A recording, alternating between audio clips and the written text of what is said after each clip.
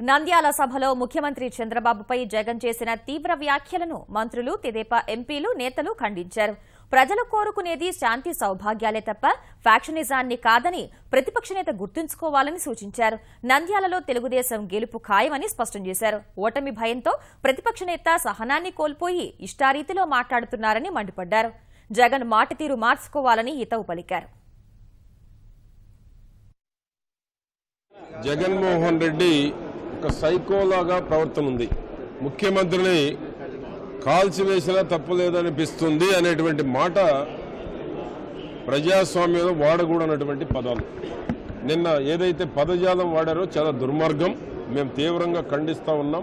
గెలవలేము కాబట్టి ఏదో ఒక విధంగా రెచ్చగొట్టాలి, ఫ్రాక్షనిజాన్ని తీసుకురావాలి, ప్రశాంతంగా ఉన్నటువంటి రాష్ట్రాన్ని ఏ విధంగా అప్రదిష్ట పాలు చేయాలి అనేటువంటి ఒక దురాలోచన నిన్న తన మాటల్లో స్పష్టంగా కనపడింది.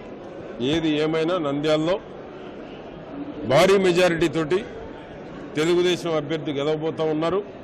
అభివృద్ధికి ఈ యొక్క ఎన్నికలు తప్పకుండా ఇది ఒక నాంది కాబోతా ఉన్నాయి.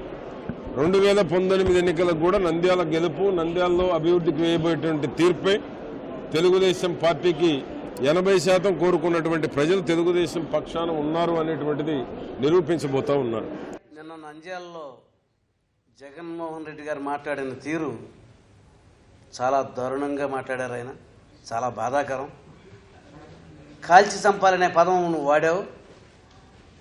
తప్పనిసరిగా నువ్వు ప్రాక్షనిస్ట్ కుటుంబాల నుంచి వచ్చావు కాబట్టి ఆ రకంగా మాట్లాడటం అనేది నీకు సహజం కావచ్చు.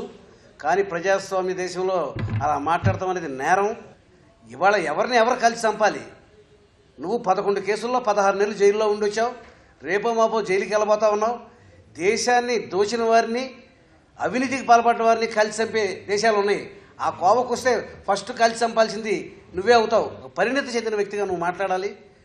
దయచేసి నువ్వు ఈ రకమైన ధోరణి మార్చుకో. రాజకీయాల్లో ఉన్నటువంటి వ్యక్తులు, ప్రధానంగా నాయకులు 10 మందికి ఆదర్శంగా నిలిచేటువంటి రోల్ మోడల్గా ఉండాలి. ఇవాళ ఈ రాష్ట్రంలో, దేశంలో చంద్రబాబు నాయుడు అభివృద్ధికి నమూనాగా ఒక రోల్ మోడల్గా ఉంటే, ప్రజల సంక్షేమాన్ని, ప్రజల అభివృద్ధిని ఆకాంక్షించేటువంటి విధానానికి రోల్ మోడల్గా ఉంటే, మరోవైపు ఇవాళ ప్రతిపక్షంలో ఉన్న జగన్మోహన్ రెడ్డి గారు తన రక్త చరిత్రకు, తన పులివెందుల రక్త చరిత్రకు వారసత్వంగా ఆ ఫ్యాక్షన్ మనస్తత్వానికి రోల్ మోడల్గా కొనసాగుతున్నాడు. ఫ్రస్ట్రేషన్లో ఉన్నాడు జగన్మోహన్ రెడ్డి. వారా ప్రజల తిరస్కరణకు గురైనటువంటి వ్యక్తి. ఇట్లాంటి విపరీత మనస్తత్వం వ్యక్తుల్ని జనజీవన స్రవంతిలో నుంచి, రాజకీయాల నుంచే కాదు, జనజీవన స్రవంతి నుంచి కూడా దూరంగా పెట్టాల్సినటువంటి పరిస్థితి. తెలుగుదేశం పార్టీ ఆయన విధానాల్ని ఎండగడుతూ, ఆయన నైజాన్ని పదే వివరిస్తూ ఉన్మాది అని చెప్పడం సరైనటువంటి చర్యగానే జగన్మోహన్ రెడ్డి గారు గుర్తించాలి.